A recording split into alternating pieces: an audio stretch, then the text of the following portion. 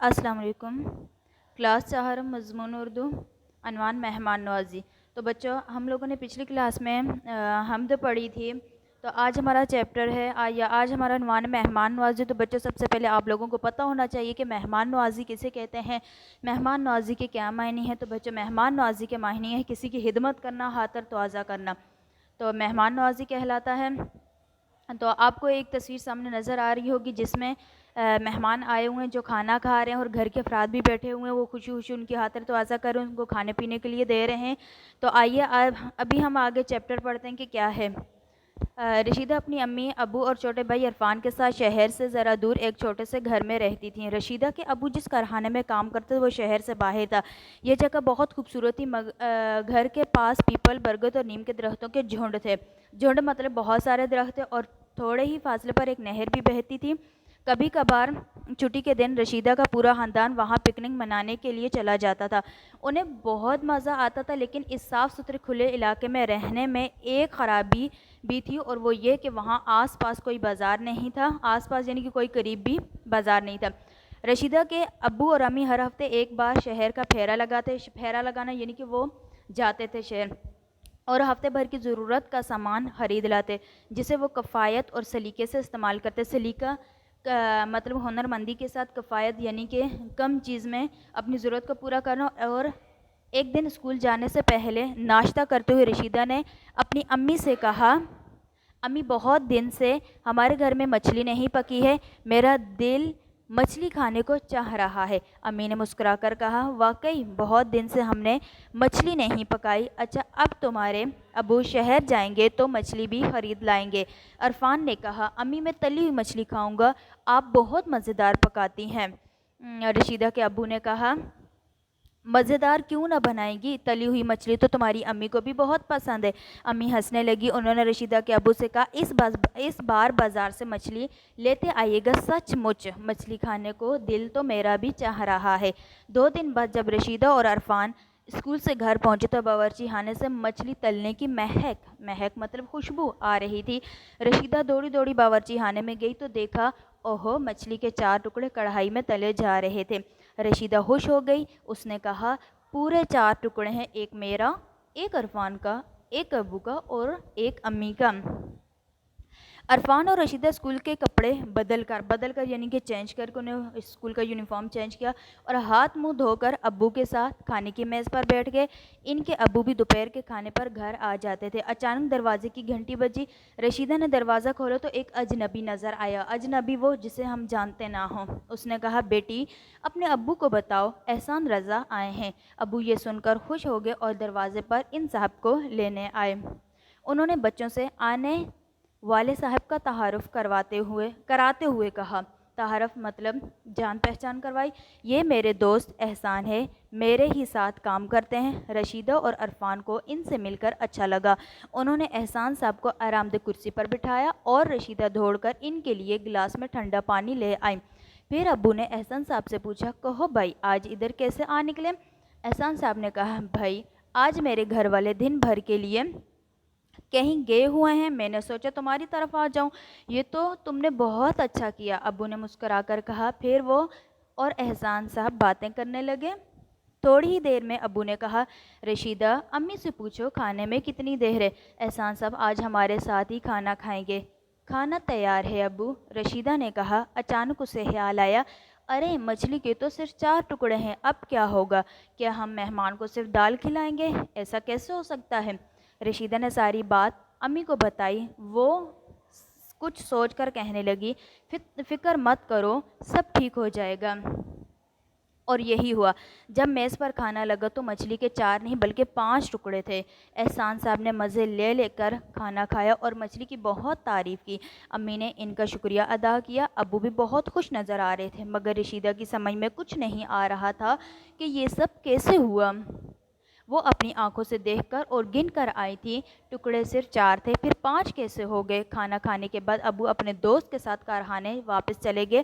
اب رشیدہ سے صبر نہ ہو سکا۔ اس نے امی سے پوچھا، امی مچھلی کے تو 4 ٹکڑے تھے، پھر 5 کیسے ہو گئے؟ امی ہنسنے لگی، انہوں نے کہا، جادو سے۔ رشیدہ بولی، امی بتائیں نا۔ جب رشیدہ نے بہت اصرار کیا تو اصرار یعنی کہ انہوں نے ضد کی، تاکید کی، تو امی نے اسے بتایا کہ انہوں نے ڈبل روٹی کے ٹکڑے کو بیسن میں لپیٹ کر بالکل مچھلی کے ٹکڑے کی شکل کا بنا کر تل لیا تھا اور ٹکڑا اپنی پلیٹ میں رکھ لیا تھا۔ رشیدہ نے پوچھا تو کیا وہ مچھلی نہیں تھی جو آپ نے کھائی؟ امی نے مسکرا کر کہا وہ تو ڈبل روٹی کے ٹکڑے تھے۔ آپ نے ایسا کیوں کیا امی؟ عرفان نے پوچھا۔ امی نے کہا ہم سب ساتھ کھانا کھا رہے تھے، پلیٹ میں صرف 4 ٹکڑے دے کر احسان صاحب مچھلی نہ لیتے اور اگر ہم اصرار کر کے اپنا حصہ دیتے تو وہ شرمندہ ہو جاتے۔ اصرار یعنی کہ ہم ضد کرتے، ان کو کہتے، تاکید کرتے۔ رشیدہ کو بڑا افسوس ہوا کہ امی نے مچھلی نہ کھائی۔ اس نے کہا اوفو، خواہ مخواہ آج احسان صاحب آ گئے۔ شش کا مطلب ہوتا ہے خاموش ہو۔ امی نے اسے چپ کرا دیا۔ مہمان تو اللہ کی رحمت ہوتے ہیں، اچھے لوگ مہمان کی دل و جان سے خاطر کرتے ہیں، پہلے مہمان کو کھلاتے ہیں پھر خود کھاتے ہیں اور ایسی کوئی بات نہیں ہونے دیتے جس سے آنے والے کو رنج ہو۔ رنج یعنی کہ غم یا دکھ ہو، یہی اصلی مہمان نوازی ہوتی ہے۔ دوسری بات یہ ہے کہ کفایت شعاری کے ساتھ سلیقہ بھی ہو تو بات بن جاتی ہے۔ کفایت شعاری یعنی کہ ایک کم چیز میں اپنی ضرورت کو پورا کرنا، سلیقہ یعنی کہ ہنرمند۔ رشیدہ اور عرفان امی کا مطلب سمجھ گئے، پھر بھی رشیدہ بولی لیکن آپ نے مچھلی نہیں کھائی۔ امی نے کہا کوئی بات نہیں، اگلے ہفتے بازار سے دوبارہ مچھلی منگوا لیں گے۔ تو بچوں یہ ہمارا چیپٹر تھا ہماری بک کا، وہ ہم لوگوں نے پڑھا ہے، آپ نے بھی اس کو پڑھنا ہے۔ اب اس کے بعد ہمارے آگے کے مندرجہ ذیل الفاظ کے معنی لکھیے۔ سب سے پہلا الفاظ ہمارے پاس ہے جھنڈ، جہاں بہت سارے درختوں۔ نمبر 2 اجنبی، وہ شخص جس سے جان پہچان نہ ہو۔ نمبر 3 تعارف، ایک دوسرے کو جاننا۔ نمبر 4 اصرار، تاکید، ضد۔ نمبر 5 مہک، مہک کے معنی خوشبو۔ نمبر آگے کفایت شعاری، کم خرچی میں اپنی ضروریات پوری کرنا۔ رنج، دکھ، غم، سلیقہ مند، ہنرمند، تمیزدار۔ یہ تھے آپ کے الفاظ معنی۔ اب ہمارے پاس آگے سوالات کے جوابات۔ سوال نمبر 1 ہے کہ رشیدہ کے امی ابو شہر کا پھیرا کیوں لگاتے تھے؟ جواب، رشیدہ کے امی ابو شہر سے دور رہتے تھے اور وہاں کوئی بازار نہیں تھا، اس لیے وہ گھر کا سامان لینے جاتے تھے۔ سوال نمبر 2، رشیدہ کی امی کیسی عورت تھی؟ جواب، رشیدہ کی امی بہت کفایت شعار اور سلیقہ مند عورت تھی۔ سوال نمبر 3، مہمان نوازی کسے کہتے ہیں؟ جواب، مہمانوں کی خاطر تواضع کرنا اور مہمان اور میزبان کے درمیان تعلقات کے نام کو مہمان نوازی کہتے ہیں۔ سوال نمبر 5، احسان صاحب رشیدہ کے ابو کو کیسے جانتے تھے؟ جواب، احسان صاحب رشیدہ کے ابو کے ساتھ کارخانے میں کام کرتے تھے، اس لیے جانتے تھے۔ یہ آپ کے تھے سوال جواب۔ اب آگے سوال نمبر 5 آپ کا آگے کہ صحیح جملے کے سامنے صحیح اور غلط جملے کے سامنے غلط کا نشان لگائیے۔ نمبر 1 ہے کہ رشیدہ کی امی کفایت شعار اور سلیقہ شعار اور مہمان نواز تھیں، صحیح۔ نمبر 2، رشیدہ کی امی خود غرض تھیں، غلط۔ نمبر 3، رشیدہ کی امی کو مچھلی پسند نہیں تھی، غلط۔ نمبر 4، رشیدہ اور عرفان صفائی پسند بچے تھے، صحیح۔ نمبر 5، رشیدہ کا خاندان بازار کے قریب شہر میں رہتا تھا، غلط۔ سوال نمبر 5، مہمان نوازی پر نوٹ لکھے۔ سب سے آپ نے کیا کرنا ہے؟ مہمان نوازی پر نوٹ لکھنا ہے، آپ کو نمبرنگ دی ہوئی ہے۔ سب سے پہلا نمبر، مہمان نوازی انبیاء علیہ السلام کی سنت ہے۔ نمبر 2، اسلام میں مہمان نوازی کو اخلاق حسنہ میں شامل کیا گیا ہے، اخلاق حسنہ یعنی کہ بہت اچھی عادات میں۔ اچھا، نمبر 3، مہمان اللہ تعالیٰ کی رحمت ہوتے ہیں۔ نمبر 4، مہمان خیر و برکت کا ذریعہ ہوتے ہیں، یعنی کہ جب گھر میں مہمان آتے تو ہمارے گھر میں خیر و برکت ہوتی ہے۔ نمبر 5، جب مہمان گھر آئیں تو سب سے پہلے سلام کیجیے اور خیریت معلوم کیجیے۔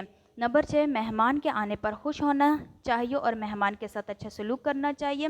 نمبر 7، رسول اللہ صلی اللہ علیہ وسلم نے مہمان کی خدمت کرنے کی خاص تاکید فرمائی ہے، یعنی کہ خاص تاکید یعنی کہ بار بار کہا ہے کہ مہمان کی خدمت کرو۔ رسول اللہ صلی اللہ علیہ وسلم نے فرمایا کہ جو شخص اللہ اور آخری کے دن پر، آخری نہیں یہاں آئے گا آخرت کے دن پر یقین رکھتا ہے، اسے مہمان کی خاطر تواضع کرنی چاہیے۔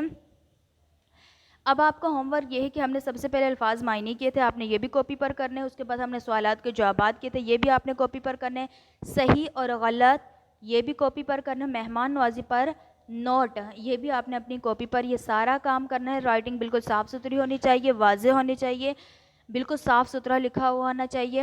شکریہ، اپنا بہت سارا خیال رکھیے گا، اللہ حافظ۔